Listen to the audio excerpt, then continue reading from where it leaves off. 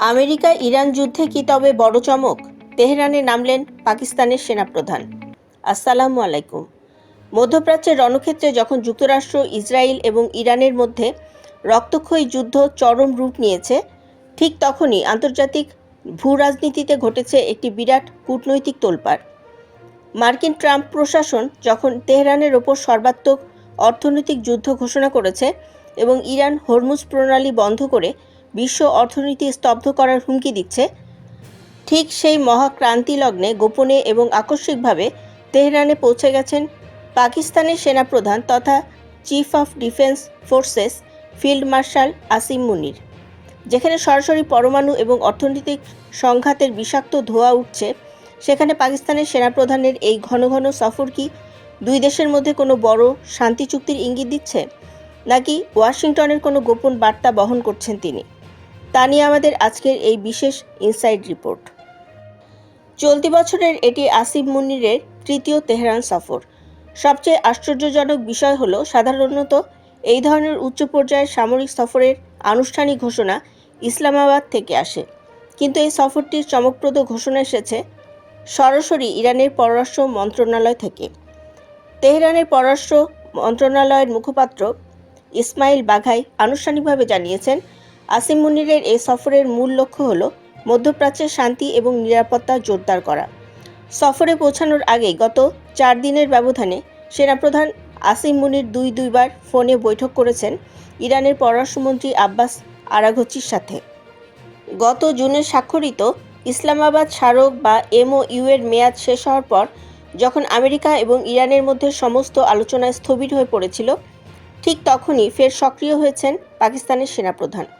বিশ্লেষকদের মতে, বিগত 4 দশক ধরে বন্ধ থাকা ওয়াশিংটন এবং তেহরানের সরাসরি দ্বিপাক্ষিক সম্পর্কের জায়গায় পাকিস্তানই এখন সবচেয়ে নির্ভরযোগ্য ও প্রভাবশালী মাধ্যম বা অফ র্যাম্প হিসেবে কাজ করছে। কিন্তু পাকিস্তান কেন নিজের ঘাড়ে এই ভূরাজনৈতিক মধ্যস্থতার বিশাল ঝুঁকি নিচ্ছে? এর পেছনে রয়েছে বৈশ্বিক এবং পাকিস্তানের নিজস্ব কড়া অর্থনৈতিক স্বার্থ। পারস্য উপসাগরীয় দেশগুলো থেকে বিপুল পরিমাণ খনিজ তেল এবং গ্যাসের উপর নির্ভরশীল ইসলামাবাদ। এই অঞ্চলে যুদ্ধ ছড়িয়ে পড়লে পাকিস্তানের অর্থনীতি পুরোপুরি ধসে পড়তে পারে। এর ওপর সম্প্রতি বাব আল মানদেব প্রণালীতে এক মর্মান্তিক ঘটনা ঘটে। গত 11ই আগস্ট লোহিত সাগরে তানজানিয়ার পতাকাবাহী এক বাণিজ্যিক জাহাজে ইয়েমেনের হুতি বিদ্রোহীদের মিসাইল হামলায় 3 জন পাকিস্তানি নাবিক প্রাণ হারান এবং বেশ কয়েকজন গুরুতর আহত হন।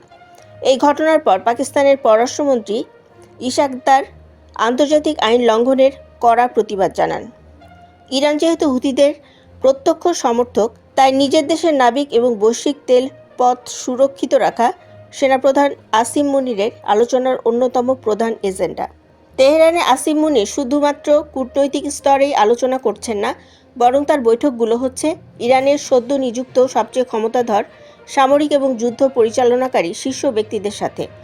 তিনি সরাসরি বৈঠকে বসছেন ইসলামিক রেভলিউশনারি গার্ডস কর্পস বা IRGCর প্রধান major general Ahmad Vahidi, arm ফোর্সের chief of general staff major general Ali Abdollahi এবং সুপ্রিম ন্যাশনাল সিকিউরিটি কাউন্সিলের সচিব মহাসেন রেজাইয়ের সাথে।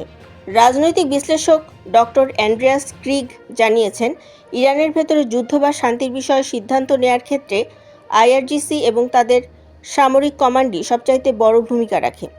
তাই আসিম মুনিরের এই মিলিটারি টু মিলিটারি চ্যানেলটি তেহরানের সাথে যোগাযোগের ক্ষেত্রে সবচেয়ে কার্যকর পথ। একই সাথে সম্প্রতি সৌদি আরব, তুরস্ক এবং পাকিস্তানের মধ্যে স্বাক্ষরিত মক্কা যৌথ প্রতিরক্ষা চুক্তির পর মধ্যপ্রাচ্যের প্রতিরক্ষায় পাকিস্তানের গুরুত্ব নতুন মাত্রা পেয়েছে। এই সফরের সময়টি অত্যন্ত স্পর্শকাতর, কারণ মার্কিন ট্রেজারি সেক্রেটারি স্কট বেসেন্ট ইরানকে সম্পূর্ণভাবে ভেঙে ফেলার জন্য ইতিহাসের সবচেয়ে কঠোরতম অর্থনৈতিক নিষেধাজ্ঞা জারির ঘোষণা দিয়েছেন। মার্কিন যুক্তরাষ্ট্র যেখানে সাফ জানিয়ে দিয়েছে, আপনারা হয় আমাদের পক্ষে না হয় বিরুদ্ধে, সেখানে পাকিস্তান কোনো একপাক্ষিক অবস্থান না নিয়ে উভয় পক্ষকে একটি সমঝোতার টেবিলে টিকিয়ে রাখার আপ্রাণ চেষ্টা করছে। বিশেষজ্ঞরা বলছেন, ওয়াশিংটন যদি একটু নমনীয় হয় এবং ওমানের সহায়তায় হরমুজ প্রণালীতে নৌ সংঘর্ষ এড়ানোর কোনো সমাধান বের করা যায়, তবে আসিম মুনিরের এই মিশনই হতে পারে একটি ঐতিহাসিক ব্রেকথ্রু। দর্শক, ওয়াশিংটনের চরম অর্থনৈতিক চাপ এবং তেহরানের পাল্টা আঘাতের মুখে পাকিস্তানের সেনাপ্রধানের এই গোপন সামরিক কূটনীতি কি সত্যিই মধ্যপ্রাচ্যে দীর্ঘস্থায়ী শান্তি ফেরাতে পারবে, নাকি ট্রাম্পের নতুন নিষেধাজ্ঞায় ভেস্তে যাবে এই আন্তর্জাতিক উদ্যোগ? আপনার মূল্যবান মতামত কমেন্ট বক্সে লিখে জানান। বিশ্ব রাজনীতি, সামরিক সংবাদ এবং ভূ রাজনৈতিক বিশ্লেষণের সত্য এবং নিরপেক্ষ ইনসাইড আপডেট সবার আগে পেতে চ্যানেলটি সাবস্ক্রাইব করে আমাদের বিডি হট নিউজ পরিবারের সাথেই থাকুন। ধন্যবাদ।